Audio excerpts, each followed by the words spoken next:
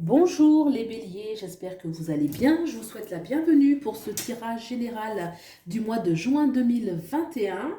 Donc, vous pouvez aussi aller voir le tirage de votre ascendant ainsi que de votre signe lunaire pour avoir des compléments d'information et de vous faire davantage une lecture personnalité, puisqu'il s'agit d'un tirage général.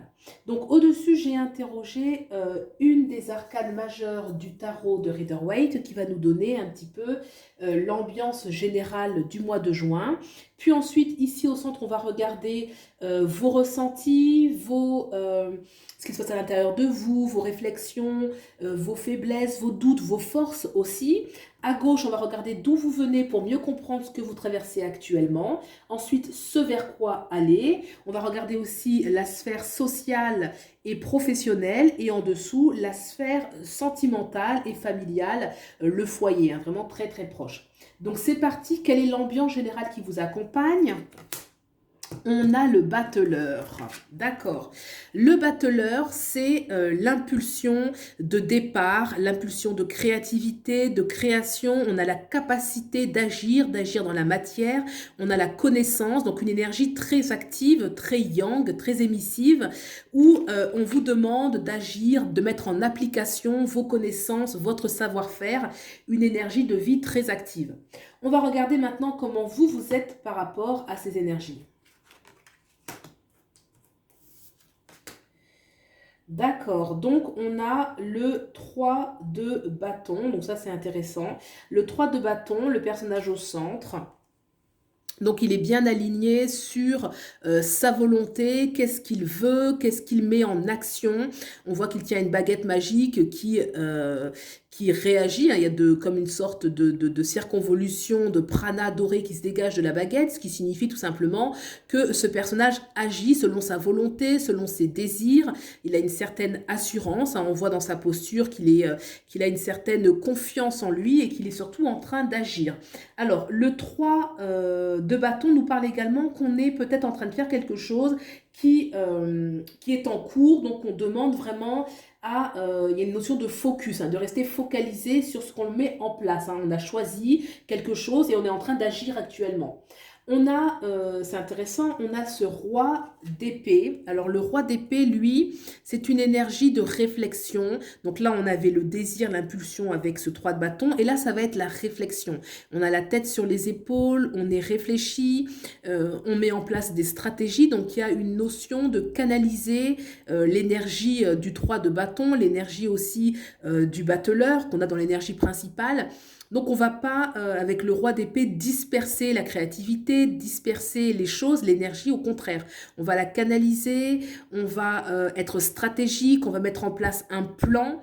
Donc on peut envisager que les choses qui se font actuellement sont sur du long terme, hein. Le roi d'épée intervient souvent parce qu'il va mettre en place des stratégies pour arriver à un succès, pour arriver à quelque chose de prospère et de durable dans le temps. On a également le 7 d'épée. Le 7 d'épée, c'est une invitation à se retirer de quelque chose ou avec d'autres personnes. Le 7 d'épée va quitter un lieu pour reprendre son pouvoir. Est-ce que c'est nécessaire de quitter certaines choses pour pouvoir vraiment agir librement?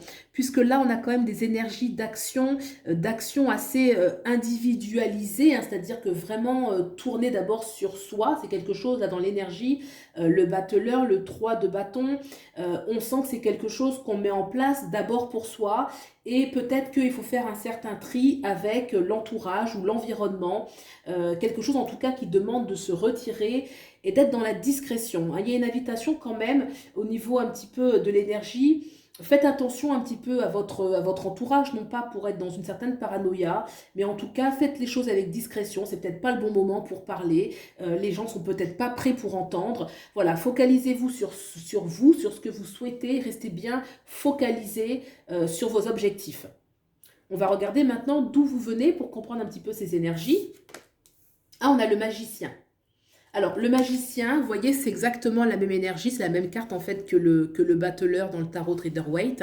Donc, ça veut dire que vous êtes déjà une personne qui avait l'habitude de d'agir, d'être au cœur des projets, de mettre en place les choses, d'être un côté un petit peu de initialiser, d'être un côté un peu leader. En fait, on est dans l'énergie du bélier, hein.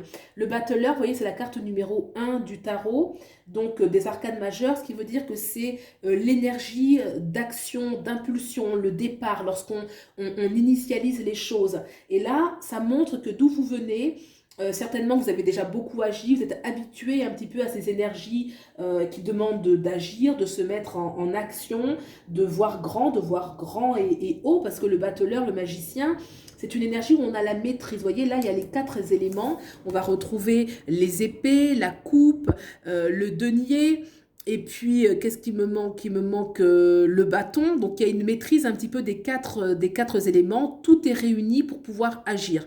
Donc, vous avez déjà connu des situations dans votre caractère qui vont vous permettre justement de prendre de l'avant. Le fait qu'on ait le roi d'épée ici, peut-être que cette fois-ci, vous avez envie de canaliser, c'est ce que je disais au début, de canaliser l'énergie. Et même si, voilà, certainement, vous savez déjà beaucoup agir, vous êtes quelqu'un de concret dans la matière, peut-être que là, il y a une notion où on est plus posé, on est plus stratégique, hein. Vraiment, le roi, c'est une posture d'autorité où on ne va pas faire n'importe quoi. Là, il y a quand même c'est encadré par 2 épées. Le 7 d'épée, c'est celui qui va être stratège, qui va être stratégique et recentré sur vraiment ses propres objectifs, sans tenir compte des autres. C'est pas du tout péjoratif, mais en tout cas, ça peut être nécessaire par moment. Et le roi d'épée, bien évidemment, qui voit grand, qui voit haut, qui voit la victoire. Peut-être que cette fois-ci, on va agir mais avec plus de stratégie. On va regarder ce vers quoi vous allez. L'étoile, ah c'est joli, hein. L'étoile, alors je vous montre. L'étoile, c'est une carte déjà qui promet du succès dans ce que vous êtes en train de mettre en place. Le succès nous parle de chance, nous parle de récompense un petit peu, on va dire, divine, céleste, hein, pour rester un petit peu dans l'énergie un petit peu de cette carte. Il y a une notion de récompense. Vous voyez, l'étoile, c'est aussi la bonne étoile. Donc, il y a une notion de chance, hein. C'est-à-dire que ce que vous faites actuellement, toutes les énergies que vous déployez vont apporter du succès, peu importe le domaine que c'est, tout ce que vous faites actuellement avec l'étoile, vous allez vers le succès, vous allez vers la récompense. L'étoile nous parle aussi d'être réceptif aux signes dans la vie. Des fois, c'est des messages de la vie, des messages de nos guides, un petit peu des messages spirituels, des cadeaux qui nous sont donnés. Il y a une notion de cadeau, de quelque chose qui va nous faire du bien et une notion de récompense. Donc, je pense que c'est très chanceux et que ça en vaut la peine. On va regarder maintenant, je trouve aussi qu'il y a une énergie très yin, très féminine, très douce. C'est-à-dire que là, j'ai quand même des énergies pour l'instant. On avait des énergies très yang, c'est-à-dire très actives, où c'est vous qui faites les choses, qui agissez, qui réfléchissez.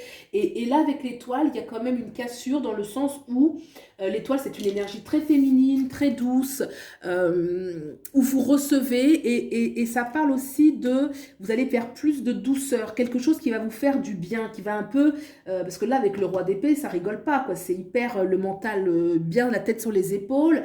Là le 3 de bâton, bah, on reste focus sur quelque chose.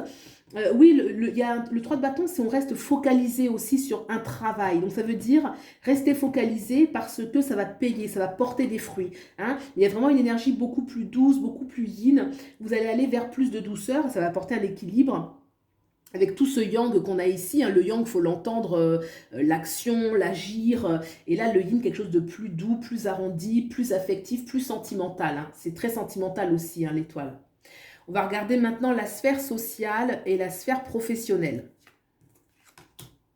Le jugement. On a quand même des arcanes majeures là, hein. Arcane majeure ici, l'étoile. Donc le mois de juin, c'est quand même intense, hein. Il y a des choses qui se passent.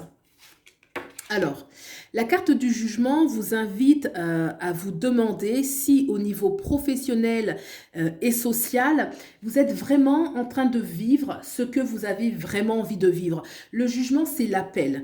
C'est l'appel un peu de son cœur, ou alors des fois on dit des guides, d'un plan spirituel qui nous invitent à changer certaines choses pour se réaligner sur ce qu'on veut. Le fait que vous ayez le jugement ici, est-ce que actuellement ce que vous vivez vous correspond? Et si ça ne vous correspond pas, il y a des choses à changer, il y a des choses à oser. On voit que ce personnage va emprunter un chemin. Le chemin, on voit qu'elle est en train de jouer un instrument de musique parce que c'est son chemin. Elle le suit avec légèreté. Elle n'est pas contrainte, hein. On sent qu'elle le suit un petit peu comme si elle était dans le sens du courant. Il y a quelque chose de très léger qui se dégage de cette carte parce que un appel en fait à vivre aussi les choses qu'on souhaite. On peut le prendre aussi au niveau social avec le jugement. Est-ce que vous avez suffisamment de spontanéité? Le jugement, on le voit aussi par ce personnage, il y a quelque chose de naturel, de spontané. On va être plus spontané avec les autres, on va oser aller vers les autres, mais parce que, en fait, on va vers soi-même, c'est-à-dire le soi-même qui veut se libérer, qui veut être lui tout simplement. Le jugement dans la carte du travail, le plan social, c'est quelque chose de très positif et qui demande une invitation à oser emprunter son propre chemin. Hein, c'est vraiment emprunter son propre chemin. Le battleur, celui qui va initialiser, là, il y a des énergies qui montrent que c'est tout à fait possible dans votre caractère. Et si vous entreprenez quelque chose de nouveau ou que vous êtes en cours de quelque chose parce qu'il y a eu un changement récemment, avec l'étoile, ça annonce un succès. Peu importe que ce soit au niveau professionnel ou social, dans la façon d'être vraiment soi-même, il y aura du succès. Ça, c'est certain. L'étoile, c'est une carte très, très positive et qui parle de récompense, de bonheur au bout du chemin. Ça peut des fois être l'étoile.